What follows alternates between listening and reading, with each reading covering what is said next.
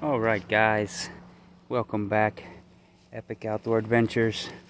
Brian Peacock back once again with another plant identification. This here is a edible plant, and here we have some right here. I'm just picking it out of the yard right now, and I have some growing here in my little raised bed. I have lettuce and broccoli and some onions in. This is Phytolacca americana, which is the American pokeweed. This is poke sallet, or salad, as some would say. And this is an edible plant in the early spring when it just shoots like this. When it's just coming up out of the ground and the leaves are pointing upwards. That's the time that you want to pick this. It's got the wrinkly leaves. And it tends to have that red down on the bottoms, which gets way more pronounced as it gets older. You want these plants when they're still flexible, okay, and not hard, and you want them having a clearish liquid inside rather than a fibrous one. This one here is probably a little old. We could probably chop it down a little bit, but here's a fresh specimen here. I'm just going to pop this netting up here. This toll netting is here for the cabbage looper moth. Since I do have brassicas planted in here, the cabbage looper is very notorious for around these parts and just decimate your brassicas. So, but here is the Phytolacca americana. Okay, this is the American pokeweed, and you can see how it's sprouting up out of the ground. This thing has a huge root system, and it's very hard to get rid of. I snap this off and it'll just keep growing right on back. Okay, very hard to get rid of. You have to really dig that deep root up, and it goes a long ways. So these can tend to be a nuisance in yards and things like that. They grow in a lot of disturbed soils, even hard packed soils like I have back in the back of my house. I have nothing but hard packed Georgia clay back there, and it's just a pioneer plant. It grows deep. It grows deep roots, and it can grow in very harsh soils. This is one of the first plants to come up in the early spring, and the nutritional benefits of pokeweed is vitamin A and vitamin C. Also has iron and calcium, and it also is has been studied to treat herpes and even HIV in some cases. Studies have been done on this. This is a toxic plant, more so when the adult stage rather than this stage, but this still is a toxic plant, and it is not to be eaten raw. You need to take it young when it's still flexible, like I said before, still flexible, and you know, between 6 and 12 inches tall is good. Make sure these leaves are pointing straight up, and that's how you would harvest it.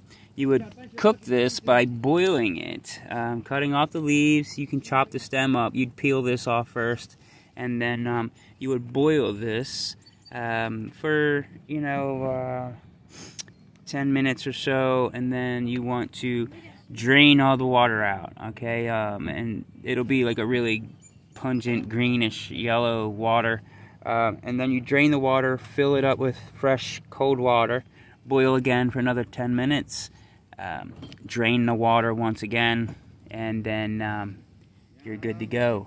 By draining the water a couple times, make sure that you clean the plant out and get rid of any toxins that you might ingest. There's a lot of misconceptions about this plant, being that it's you know, highly toxic and you should never eat this plant, and you know, this plant has been eaten for hundreds, if not thousands of years. Native Americans ate this plant. Actually, the Native Americans taught us how to eat this plant. So then it was taken back to Europe later on after we discovered how to eat it, and it became a staple. This stuff was actually commercialized and put in cans in some areas, so it was definitely a sought-after food for a lot of people, especially the Appalachian Mountains and kind of poorer places. Some people think that this was just a poor food, that people couldn't afford food, so they had to eat whatever they had. Well, yeah, that is in some case, but this still is a nutritional food, and it's still eaten today. I know many people desire this plant and look for this plant, and actually my neighbor is actually wanting some, so I told him that I would pull some out of my yard that was coming up for him today. So that's what I'm doing. I'm getting this this pokeweed, and look into it. Of course, look into it before you eat anything, and know 100% what you have. Some things of identifications here would be the alternating leaves. They don't go directly across. They alternate here, up, up, up, back and forth, back and forth. There is a look-alike that can look kind of like this, which would be dogbane, and dogbane is a highly toxic plant as well, and you don't want to eat that one.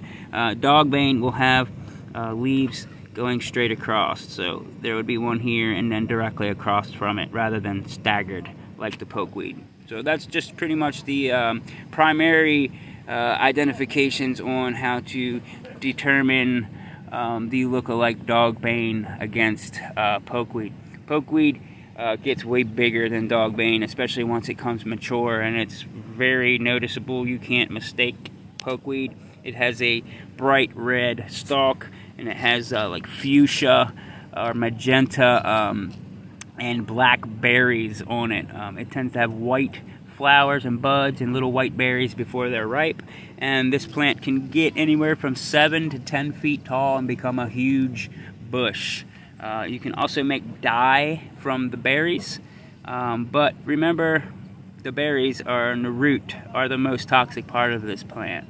So you know, it's not going to hurt you to touch it, but just don't consume it raw, okay? And cook it 2 times, sometimes 3 times, people say, but I've heard 2 times is just plenty, and I've ate this. It's pretty good.